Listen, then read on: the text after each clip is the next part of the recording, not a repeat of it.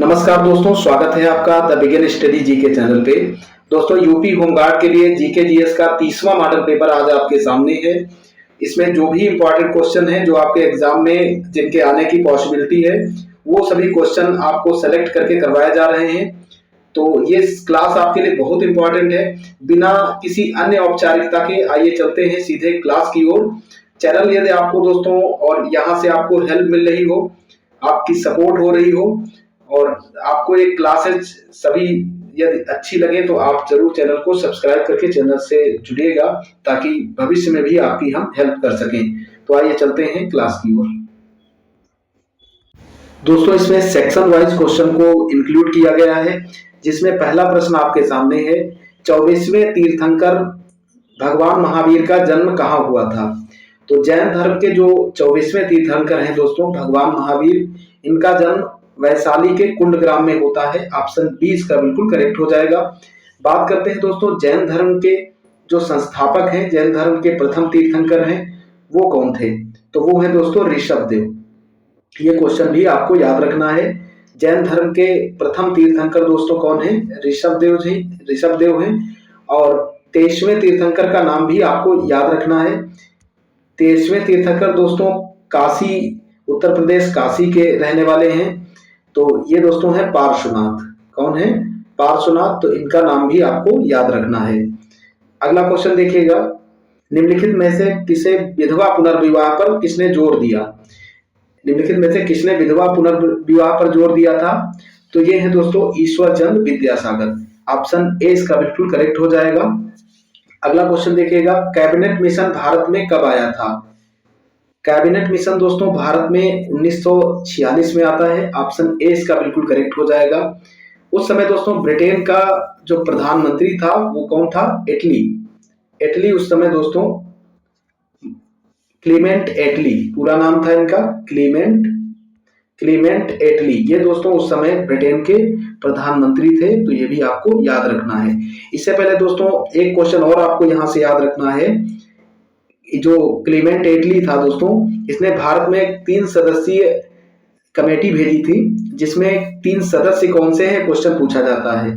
तो इसमें दोस्तों 3 सदस्य थे, लॉर्ड पैथिक लॉरेंस और स्टेफोर्ड क्रिप्स और एबी अलेक्जेंडर। ये क्वेश्चन कई बार पूछा गया है, तो ये आपको याद रखना है। अगला क्वेश्चन देखिएगा, भारतीय राष्ट्रीय कांग्रेस की प्रथम महिला अध्यक्ष कौन थी। तो भारतीय राष्ट्रीय कांग्रेस की पहली महिला अध्यक्ष है दोस्तों Shrimati Annie Besant. Option A इसका बिल्कुल करेक्ट हो जाएगा। एनी बेसेंट को दोस्तों जो कलकत्ता अधिवेशन होता है, कौन सा अधिवेशन, कलकत्ता अधिवेशन 1917 में कांग्रेस का अध्यक्ष बनाया जाता है।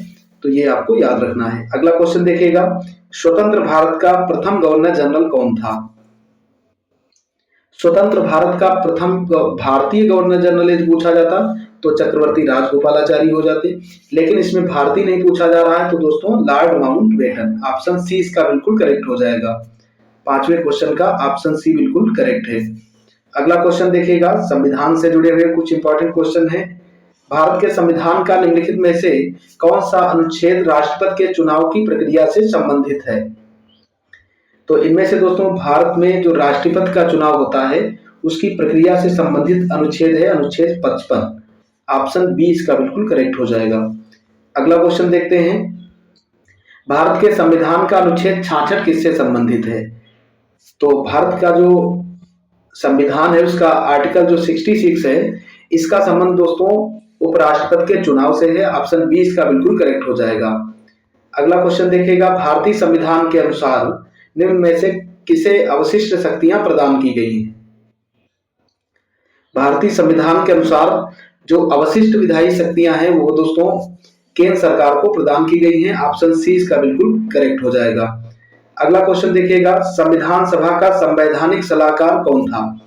संविधान सभा का संवैधानिक सलाहकार डॉक्टर BN राव को चुना जाता है। ऑप्शन ए इसका बिल्कुल करेक्ट हो जाएगा।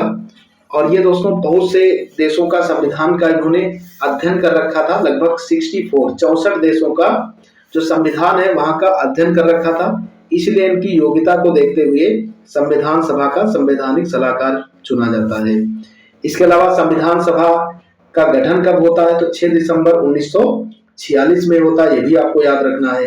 संविधान सभा का पहला अस्थायी अध्यक्ष डॉक्टर सच्चिदानंद सिन्हा को चुना गया था, सच्चिदानंद सिन्हा। तो ये भी क्वेश्चन आपको याद रखना है। और डॉक्टर राजेंद्र प्रसाद जी को संविधान सभा का 11 दिसंबर 1946 में पहला स्थायी अध्यक्ष चुना जाता है, ये क्वेश्चन भी आपको याद रखना है। इसके बाद 13 दिसंबर, 2 दिन बाद दोस्तों, 13 दिसंबर 1946 को पंडित जवाहरलाल नेहरू के द्वारा उद्देश्य प्रस्ताव लाए जाते हैं, तो ये भी आपको याद रखना है। अगला क्वेश्चन देखिएगा, भारतीय संसद की सबसे बड़ी समिति कौन सी है? भारतीय संसद की सबसे बड़ी समिति है प्राक्कलन समिति। ऑप्शन ए इसका बिल्कुल करेक्ट हो जाएगा इस क्वेश्चन का। इसमें दोस्तों 30 सदस्य होते हैं, कितने? 30 सदस्य होते हैं, ये आपको याद रखना है। और इनका कार्यकाल जो होता है दोस्तों वो 1 वर्ष का होता है, 1 वर्ष का कार्यकाल होता है, 30 सदस्य होते हैं, ये आपको याद रखना है। अगला क्वेश्चन, आगे के क्वेश्चन दोस्तों भारत और विश्व के भूगोल से जुड़े हुए हैं, तो ये सभी क्वेश्चन देखेंगे। निम्नलिखित में से कौन सा मंडल रेडियो तरंगों के विक्षेपण के लिए उत्तरदायी है? तो इनमें से रेडियो जो तरंगे होती हैं उनके विक्षेपण के लिए उत्तरदायी दोस्तों है आयन मंडल। ऑप्शन बी इसका बिल्कुल करेक्ट हो जाएगा। अगला क्वेश्चन देखिएगा, निम्नलिखित में से कौन सी नदी पीर पंजाल श्रेणी में बेरी नांग के निकट से निकलती है तथा बुलर झील से होकर बहती है? तो इनमें से दोस्तों जो झेलम नदी है, झेलम नदी दोस्तों पीर पंजाल श्रेणी में बेरी नांग के निकट से निकलती है और बुलर झील से होकर बहती है। तो ऑप्शन बी इसका बिल्कुल करेक्ट हो जाएगा, आप इसे याद कर लीजिएगा। अगला क्वेश्चन देखिएगा, निम्नलिखित में से किस प्रकार के वनों में सर्वाधिक जैव विविधता पाई जाती है? ये क्वेश्चन भी इंपॉर्टेंट है और आपको याद कर लेना है। इसमें दोस्तों सर्वाधिक जैव विविधता पाई जाती है उष्णकटिबंधीय वर्षा वनों में। उष्णकटिबंधीय वर्षा वन जो होते हैं दोस्तों, वहां सबसे ज्यादा बायोडाइवर्सिटी होती है, जैव विविधता होती है। तो ऑप्शन ए इसका बिल्कुल करेक्ट है। अगला क्वेश्चन देखिएगा दोस्तों, अगला क्वेश्चन है पृथ्वी का कठोर बाहरी हिस्सा जिसमें क्रस्ट और बाह्यतम मेंटल शामिल है, उसे क्या कहा जाता है? तो पृथ्वी का कठोर जो बाह्यतम हिस्सा है दोस्तों, उसको स्थल मंडल के नाम से जाना जाता है। ऑप्शन बी इसका बिल्कुल करेक्ट हो जाएगा। अगला क्वेश्चन देखिएगा, कराकोरम पर्वत श्रृंखला में सबसे ऊंची चोटी कौन सी है? कराकोरम पर्वत श्रृंखला में सबसे ऊंची चोटी है दोस्तों केटू गाडविन ऑस्टिन। ऑप्शन बी इसका बिल्कुल करेक्ट हो जाएगा। अगला क्वेश्चन देखिएगा, इसके आगे के क्वेश्चन दोस्तों भारतीय अर्थव्यवस्था से जुड़े हुए हैं। भारत में प्रच्छन्न बेरोजगारी किस क्षेत्र में पाई जाती है? तो भारत में प्रच्छन्न बेरोजगारी किस क्षेत्र में पाई जाती है? सेवा क्षेत्र में। ऑप्शन बी इसका बिल्कुल करेक्ट हो जाएगा। अगला क्वेश्चन देखिएगा, मांग की धनात्मक आय लोच की व्याख्या करता है। मांग की धनात्मक आय लोच की व्याख्या करता है, ये किसने दिया था दोस्तों? एंजिल का नियम है। ऑप्शन ए इसका बिल्कुल करेक्ट है। अगला क्वेश्चन देखिएगा, निम्नलिखित में से कौन सी दर बैंकों द्वारा ऋण के लिए अपने सबसे योग्य ग्राहकों से वसूली जाती है? तो निम्नलिखित में से कौन सी दर बैंकों द्वारा ऋण के लिए अपने सबसे योग्य ग्राहकों से वसूली जाती है? तो ये है दोस्तों न्यूनतम उधार दर। ऑप्शन ए इसका बिल्कुल करेक्ट हो जाएगा इस क्वेश्चन का। अगला क्वेश्चन देखिएगा, यदि किसी वस्तु के लिए उपभोक्ता की मांग उसी दिशा में है जिस दिशा में उपभोक्ता की आय है, मांग जिस दिशा में है उसी दिशा में उपभोक्ता की आय है, तो उस वस्तु के लिए उपभोक्ता की मांग का उसकी कीमत के साथ विपरीत संबंध होता है, उसे कहा जाता है, उसे क्या कहा जाता है? तो इसको दोस्तों कहा जाता है मांग का नियम। ऑप्शन ए इसका बिल्कुल करेक्ट हो जाएगा। अगला क्वेश्चन देखिएगा, किसी निम्न स्तरीय वस्तु की मांग में वृद्धि उपभोक्ता की आय के साथ होती है, क्या होती है? यदि निम्न स्तरीय वस्तु की मांग में वृद्धि हो रही है तो उपभोक्ता की आय में वृद्धि होगी, गिरावट, स्थिर रहेगा या दोगुना हो जाएगा? तो इसमें दोस्तों गिरावट आती है। ऑप्शन बी इसका बिल्कुल करेक्ट है। अगला क्वेश्चन देखिएगा, आगे के क्वेश्चन दोस्तों राष्ट्रीय और अंतरराष्ट्रीय महत्व की जो समसामयिक घटनाएं हैं उनसे जुड़े हुए हैं। पहला इसका क्वेश्चन है दोस्तों, जम्मू कश्मीर के पहलगाम में हुए आतंकी हमले के खिलाफ कार्यवाही करते हुए भारत ने पाकिस्तान तथा पीओके में स्थित 9 आतंकी ठिकानों को ध्वस्त कर दिया है। यह कार्यवाही किस अभियान के तहत की गई? तो आप सभी को पता है दोस्तों, यह कार्यवाही किस अभियान के तहत की गई थी? ऑपरेशन सिंदूर के तहत। ऑप्शन सी इसका बिल्कुल करेक्ट है और ये क्वेश्चन आप सबको पहले से ही पता है। अगला क्वेश्चन देखिएगा, 22 अप्रैल 2025 को जम्मू कश्मीर के पहलगाम में पर्यटकों पर हुए आतंकी हमले के बाद सरकार ने पाकिस्तान के खिलाफ कितने सूत्रीय रणनीतिक कार्य योजना को मंजूरी दी?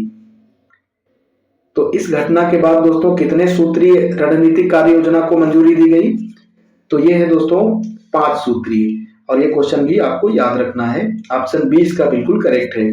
अगला क्वेश्चन देखिएगा, हाल ही में किसे भारत के 52वें मुख्य न्यायाधीश के रूप में नियुक्त किया गया है?